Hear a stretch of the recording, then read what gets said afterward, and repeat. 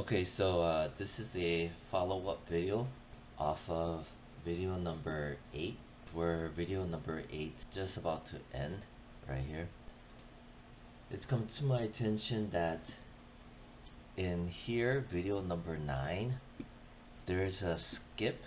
Something happened where it jumped into this portion, which is, and somewhere along the line between here and here, that part was edited out. I don't know exactly what happened, so I need to go in and record that.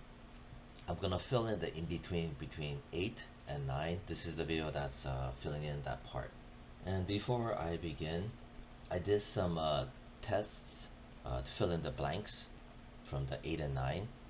It's still, everything is intact. But the whole point is that even though this is a new update to fill in the missing area, works really well. Inside here is the liquid fluid mesh, just about to recreate. It will slightly be different than in here between 8 and 9, so just FYI. Okay, so I'm in here. I'm gonna carry on from exactly at the end of video 8. Let me see here. Edge mode. So here we are. This is this, and this. Okay, I'm gonna turn off the grid. It's wrapping around all of that. What I'm gonna do is, let me just expand this more. Let me just double check what is what. So that is to here. This is to there. This is to there. And so forth. Okay, so we have that understanding. I'm gonna click outside. Right click and hold UV shell. Grab that shell. Tuck it over here. My controllers seem to be really big, so I'm gonna just press the minus key, which is next to the plus sign key. So I'm gonna minus key to make it smaller. Gizmo. I'm gonna align it like so, and looks to be aligned well. Yeah, okay. And if not, you just you know, from the pressing R, and you scale from the center to, you know, eyeball it like so. Okay, so I'm gonna just, you know, get it right around here. It'll be pretty flush. Right click and hold edge mode. Zoom in, select, select, select, select. I'm gonna zoom out. I'm gonna go way over here on this side, on the left side, and then I'm gonna hold shift, and then I'm gonna double tap here, so that way I don't have to go click, click, click, click, click, click, click. Right now I do not have symmetry on. Having symmetry on obviously makes it quicker. I'm just again showing some other quick steps. With all those selected, shift, right click and hold in here, move in so edges, and there we go. Very nice. Okay, so with that out of the way, this is the part where I'm gonna go in and show how to model the inside. And with the shells here, the UV shells, I'm gonna use the fact that we have the shells ready to help me select the inside faces. Okay, so right click, face mode, right click and hold face mode. Let's see if I grab this stack. Yeah, that's the inside. See, that's the inside. If I grab this stack, that's just the outside. So ultra convenient. Alright, so this one is the inside. Good. I'm gonna hold control 1 control 1 for isolate select. So whatever I have selected, even if it's in faces, I can do control 1 and it will only show the insides only based off of this selection of faces. See, isolate, which is this one right there. Okay, I'm just gonna click outside, so you can see it there, and the skin is black because this is the inverse of it, and this should be gray, right? So just reaffirming that. What I'm gonna do is I'm gonna just reselect those faces again, and I'm gonna make duplicates of these faces. So in the outliner, you see that this is the mesh, but it's right now selecting in face mode on the inside. I'm gonna go hold down shift. I'm gonna also hold down right mouse button, and I'm going to go down here and do duplicate face. As soon as I do that, you'll notice something will happen here. See, it made this group, and this is the transform. I just call it the garbage leftover thing after you do a major function. This here is just a floating menu giving you some subtle little options, but we don't care for it. I'm just gonna press W to get out of this tool mode. Keeps things safe. Then in here, and you see here it says isolate perspective. I'm gonna make this panel live and do control 1 to get out of it. See, now I'm gonna explain what just happened. This right here I selected is the inside face, the duplicate copy. I'm gonna immediately name this as I don't know, liquid mesh. I think that's what I named it in video number 9. Anyhow, and this one is the I think that was a glass body. I'm just gonna name it glass body for now. And you notice that in here, this is the transform, not the transform, but the history, construction history, poly separate, poly chip off. Those are the two functions that was just performed. And then the inside the liquid mesh, you can see the history as well. What I want to do is just select both of it like that. Right click object mode, select both, as you can see, and I need to delete the history construction. As soon as I do that, this transform 1 garbage leftover thing is gonna get disappeared. So again, here's our delete history. Boom, that's gone. So this makes it clean and not having to worry about some booby traps later down the line due to having too much history and having the mesh being corrupted by that. Anyhow, so we have that. I want to just select from the top of the group, and I can go and edit on group to make it go away. So I have 2. Here's the liquid mesh, and if I just pull it out, you can see it here. I'm gonna do control 1 just to show the liquid mesh. See, and this will be the body for the liquid. So what I'm gonna do is, first of all, it's inverted like a t-shirt, and I need to make it its correct side out, which isn't right now. So liquid mesh, I'm going to click on the reverse face or reverse normal, which is this one. Reverse the normals, so that again is also here. Mesh display, reverse, and you do control, hold down shift, and you left click, and it will put it there. So I'm just gonna click it, boom, and then I'm gonna click outside. Now it's the right side out for the liquid mesh, and it has all the necessary UVs for it, so you don't have to recreate the inside liquid. And now I'm just gonna do this.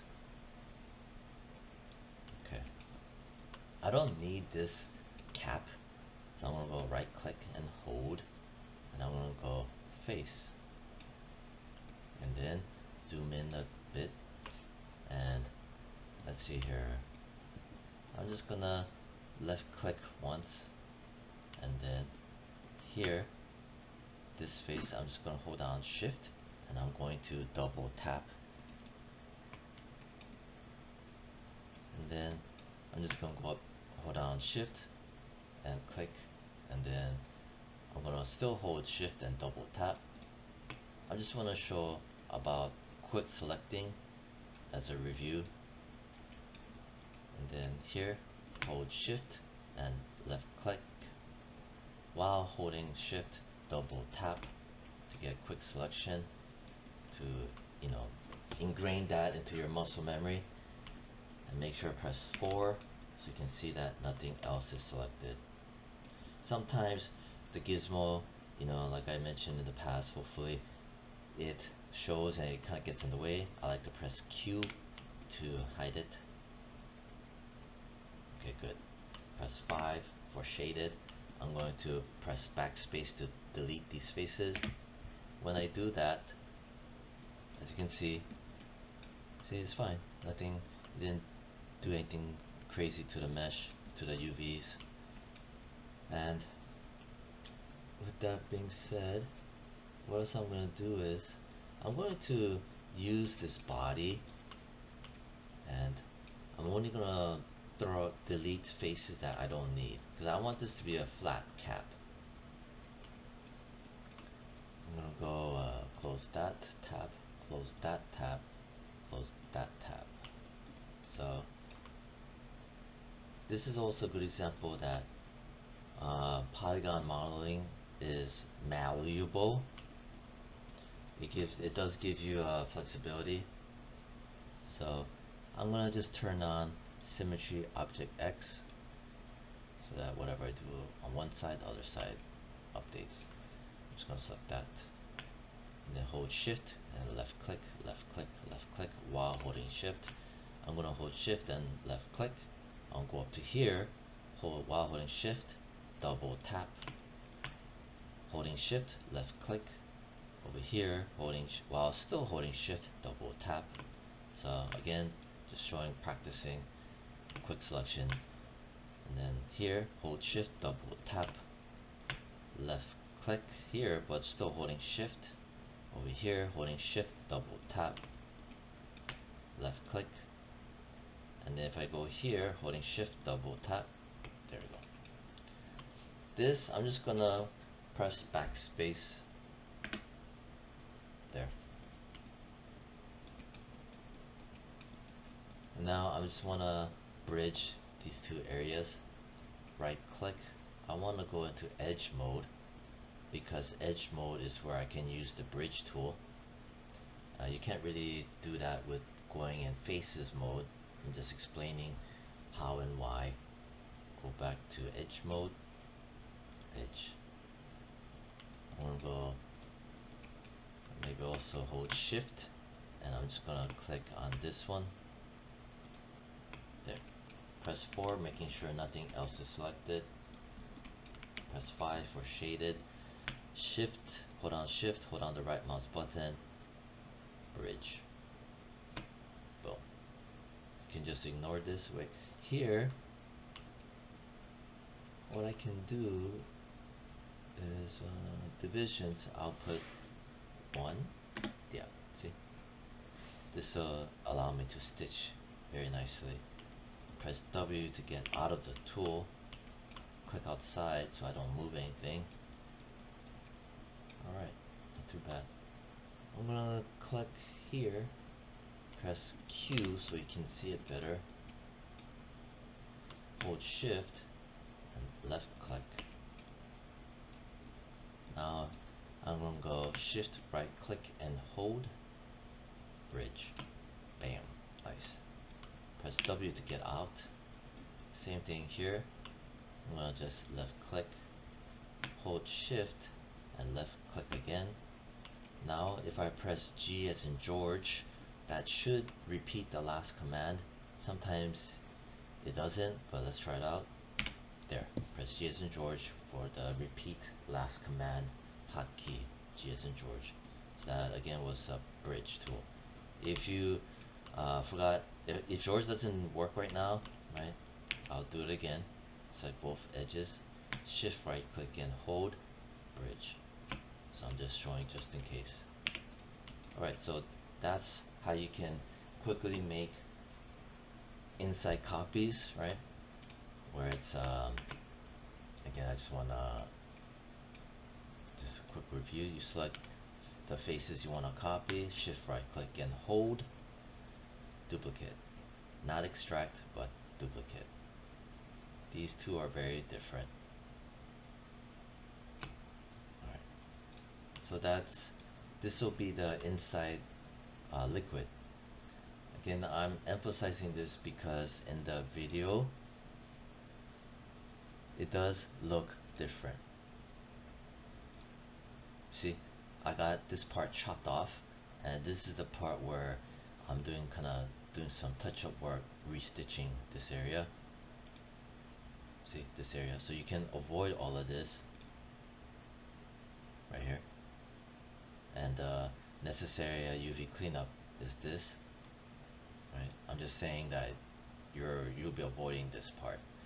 See, this is a part that's different from this versus this, where in the old video I chopped it off here. But in the new video right now, I didn't do that. I just have it all the way up to here. And it still looks, you know, the way it should. Hence the reason why I'm showing this part right now, that it works. Okay. Yeah. So here we are. So hopefully all of that makes sense. And so that's the liquid mesh inside object mode. Control 1 to get out of isolate perspective, isolate view. There. So this glass body, this liquid mesh, the liquid mesh, press F in here, everything's intact, nothing's compromised. The liquid mesh, I want to delete the history, which is here. Nice. And then I want to go into the attribute editor for the liquid mesh, and I want to go into its smooth mesh, and then zoom in here. If I press 3 for the smooth preview, smooth mesh preview, right? And then open subdiv controls, and then you see how it does some of these little wobbliness.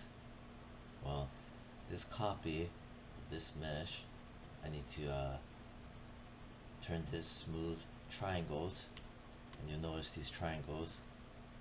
See? So when you do texture painting and stuff, the lines of the UVs dictate the textures. Like it can make it better or worse. It's basically what I'm saying. So this smooth mesh firms it up better. And then here, UV boundary, preserve edges and corners. See, right here. If I undo it, so this is what it looks like right now. I set this, preserve edges, preserve corners. Boom, nice and clean. These areas, you know, only so much can be done, but majority of it is super clean. Yeah. So 1 and 3, and we fixed set this and also set this. That's how we got that. This one too, the body. If I press 3, And you can see it's kind of wobbly here, right, all of that. Here, not here. UV boundary, preserve edges and corners, pop. Cleaned up pretty much all of it. And then smooth triangles, pop. So that's good, clean. Alright, that's pretty much all of that. Channel box, I'm gonna select the body, just type in 0 so I can have everything in order. I'm gonna select the mesh, right, inside, and the scale, space bar, yeah.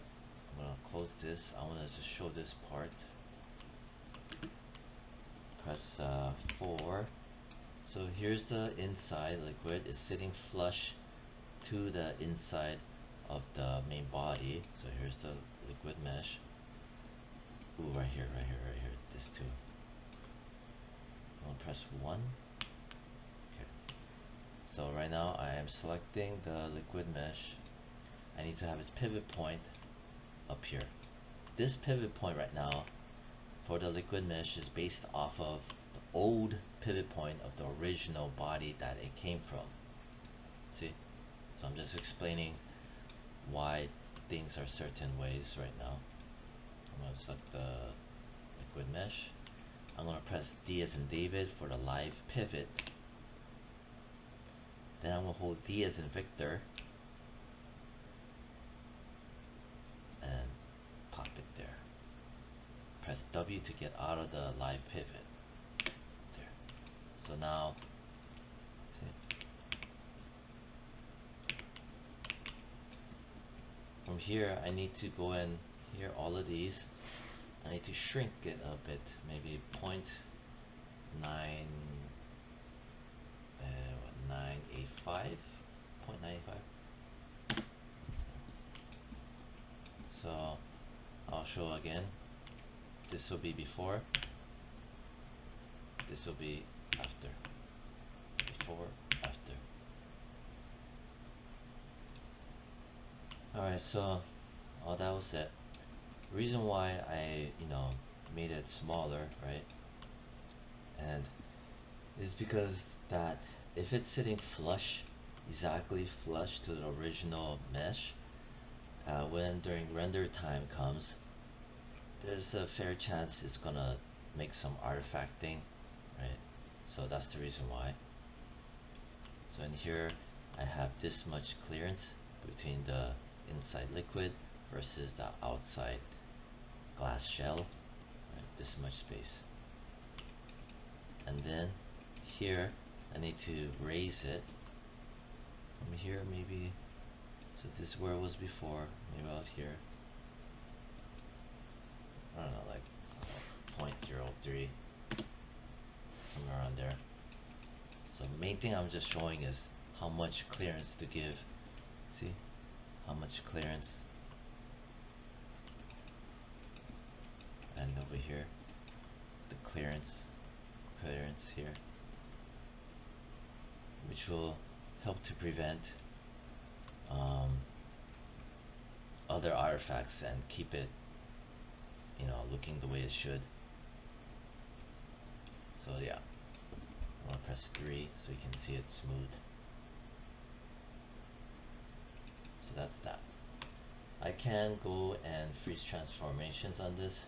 So snowflake icon, pop, freeze transform, space, there. So that was relatively painless, right? Avoiding additional grunt work while still making it look the way it should for its purpose. Okay, so I'll turn that on. Okay, so this video is almost pretty much done, but I want to do one other thing. Spacebar, I'm going to go UV editor, UV toolkit. With this selected, in here press F as in Frank. And I'm going to place this where it should be more better. So right click and hold UV shell, select the shell, press W. Here, The skin, it needs to be placed between here, this green line and red line. Even though the grids are repeated, the main thing is to have it in here. This is where it needs to be in order to do the UV mapping, to create the image, the canvas for it, for texturing in Photoshop.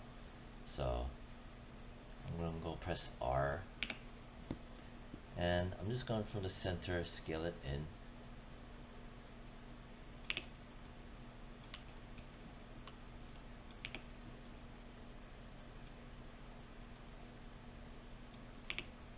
And from here, something like that, and just, you know. Okay, so that's pretty much that. I'm gonna just turn this off, which is the UV shell. Oh, okay. It won't let me do that. So let's say this is good. And if I wanted to do, say, textures for it and stuff, I would need to have, like I mentioned before, the canvas for it, the UV layout, UV projection, blah blah blah. So in here, image, right? UV snapshot. So image, UV snapshot. Make sure that this is selected as a UV shell. UV snapshot, image. Here we are. Now I'll just name this liquid underscore mesh UV, or maybe like UV layout. So this will be the name.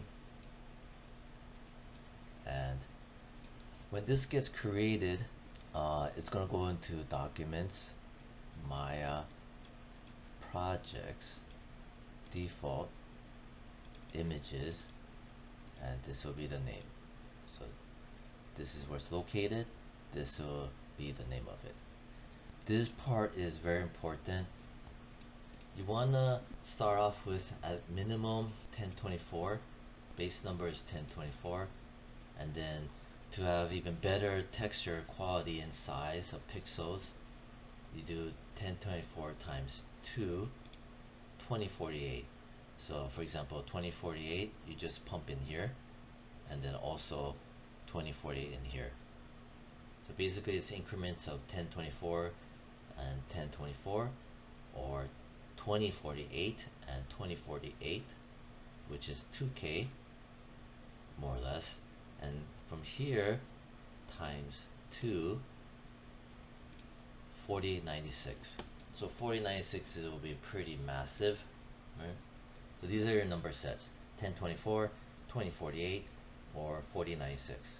The further up you go up in the numbers, the better the quality of your textures, because of the fact that the higher the number means more pixels you can just shove in here to have available to you, right? To texture and paint in Photoshop. So when you pushing around, smearing pixels and copying and duplicating pixels, blah blah blah blah.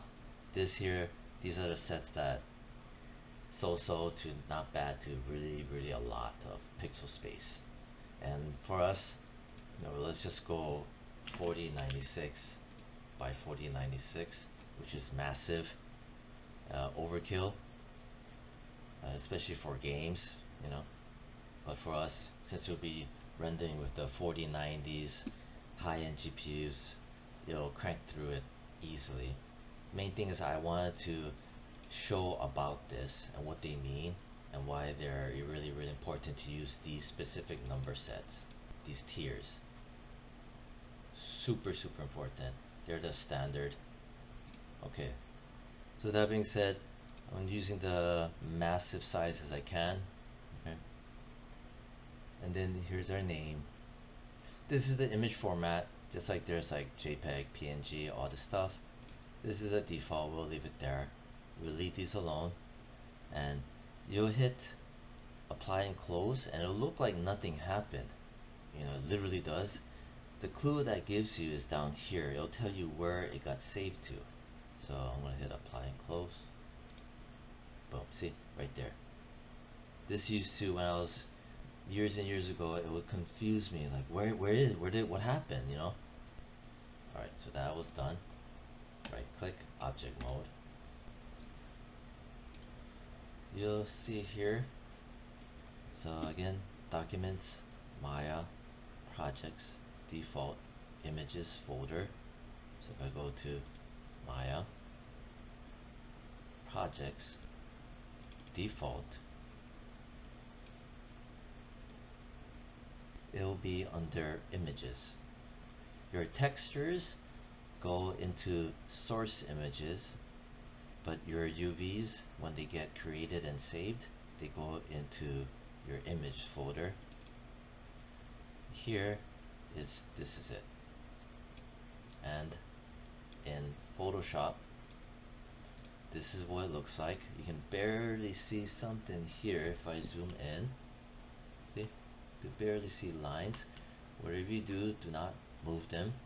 This is it. Double click, name it UV, I guess liquid mesh UV. Just something for me to understand what it is, and I hit just enter. And then I'll just lock it just in case, so I don't move it. And then what I can do is also make a layer. Use maybe like solid color, and mainly just to show what it is going on. Double click that, maybe choose white, and then choose paint bucket. Left click, paint bucket, and then click in here. Press V as in Victor to get out of the tool. Grab this solid color, drag and drop it down there so you can see it here better. See? So for higher res images, I make it so that it's a smooth preview, see? Rather than pressing 1 for the low poly. For game art, you know, you have to be at level 1. For high poly stuff, it's level 3. And then yeah, so that. And then let's say this texture here I got from Adobe Stock. It's massive and it's a different size, but it is large. If I go to image, canvas size, it's pretty massive. What I'm gonna do is just grab it. I left click on it, hold the left click, drag it over here. I don't let go. I just, in here now I let go. Zoom out a bit. And then maybe I'll name it pink.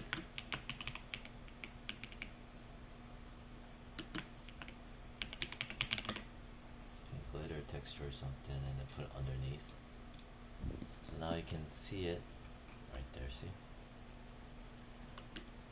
Also, if I want maybe this, I'll drag and drop and make a duplicate under the plus sign so you can see it even more.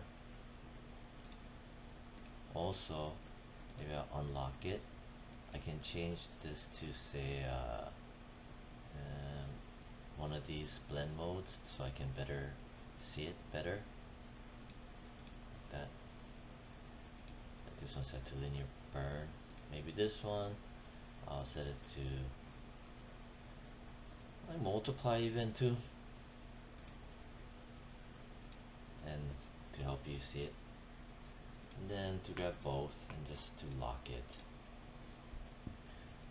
So that I chose this gradient so you can see how when you put 2 and 2 together, for example this texture underneath the UVs, and that you can kind of see that where based off of the skin that you can have transitions in color all based off of the UV.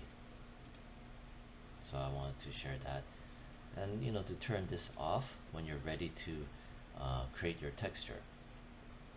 So let's say I'm ready to create the texture, save it out as a JPEG or something. You know, make sure to turn off the UVs.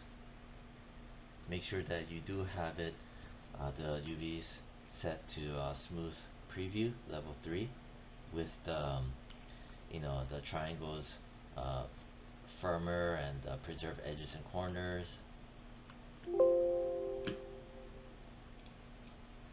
And then file, save as a copy, and just choose, say for example, JPEG. Maybe I'll name it liquid mesh color map, something like that. I need to save it under source images, and save. Just jack it up to large file size. Okay, boom. This should cover up pretty much the missing section. And yeah, alright, bye bye.